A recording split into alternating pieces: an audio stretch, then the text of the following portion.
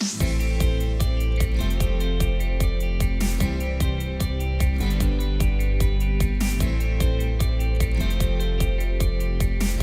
we're going to be talking about connecting with our kids. So it's kind of a, I guess, simple question, but why is the connection piece so important to us? I learned something now that I have teenagers. I feel like at every stage I get to learn a new lesson, and it usually comes in the form of a swift kick in the rear end. Yeah, Oh, right. I thought I had my hands wrapped around this. Oh, look at that, another stage, right?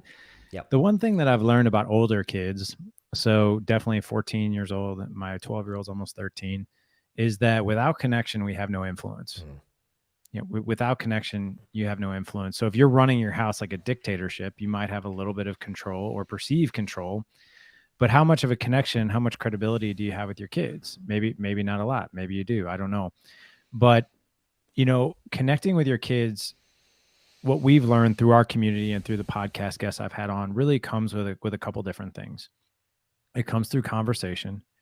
It comes through sharing a connection through conversation, and also keeping our response to what our kids are sharing with us in check. Because what we want to do is we want to create an environment of psychological safety. The goal for my kids and the things that we teach in the mastermind is like, look, as your kids get older and things get a little hairy, right? And maybe things are tempting them in their life. Maybe they're trying things that they shouldn't. Or maybe something just happened and your kid's like, oh my gosh, this just happened. I can't tell my dad. He'll freak out, right?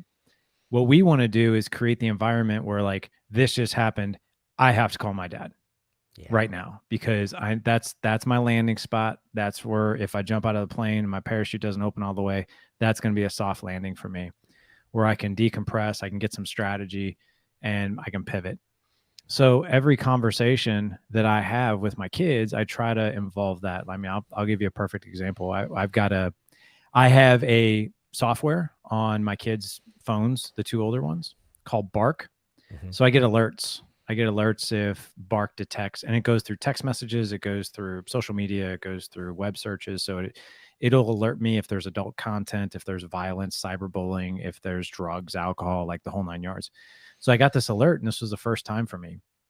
I got an alert, adult content, on my oldest's phone. And I'm like, oh, that was only a matter of time. We've had the conversation before, but this is the first time he went out and searched something out.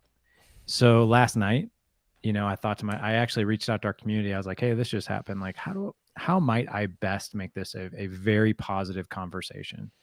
So we took a car ride. We went and he loves Sonic. We went and got a soda, and I tried to make light of it. Right. And I was like, so have you found anything good on the internet lately? And he's like, what? And I was like, have you found anything good on the internet lately? He's like, what are you talking about? I was like, beautiful women with big boobs. Did you Google that? And he just looked at me like, yeah. And I just kind of like laughed. I was like, listen, man, you are not in trouble. Okay. Let's get that out right now. You're not punished. You're not in trouble. But this is a conversation we should have as men, right? You're a young man. Your hormones are going crazy. Women are going to become more and more. You're going to notice women more and more and more the older you get. So let's talk about this.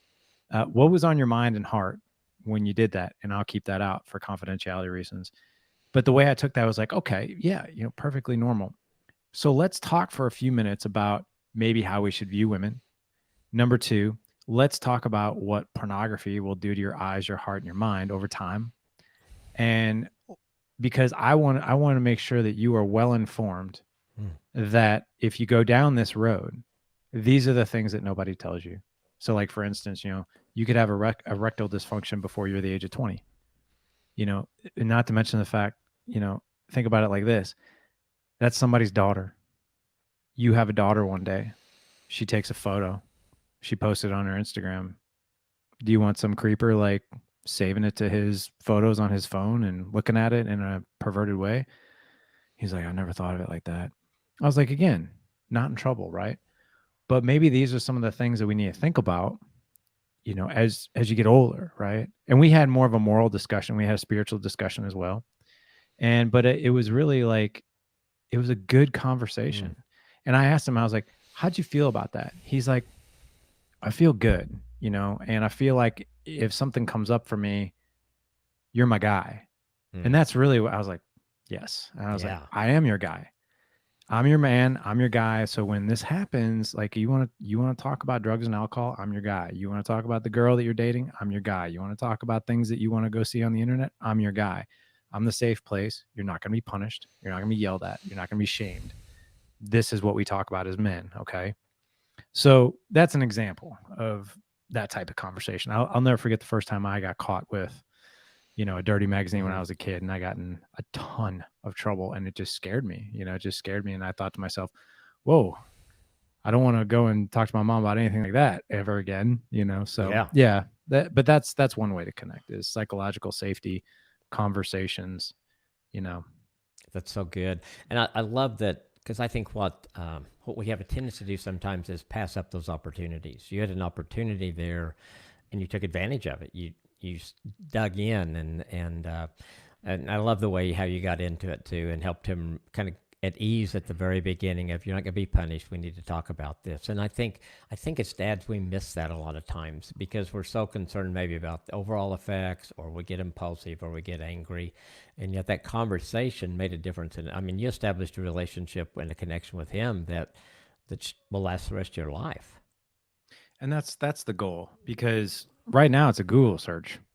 Yeah. When he's older and his friends are tempting him to do drugs, who's he going to land to? Who's he going to have that safe haven where he can be like, who in the world can I talk about this with? Or even if he decides to try them, oh my gosh, I tried them, I can't tell anybody. And you know what that's like. I mean, you've been doing this long. That is just going to create a cancer inside somebody's heart.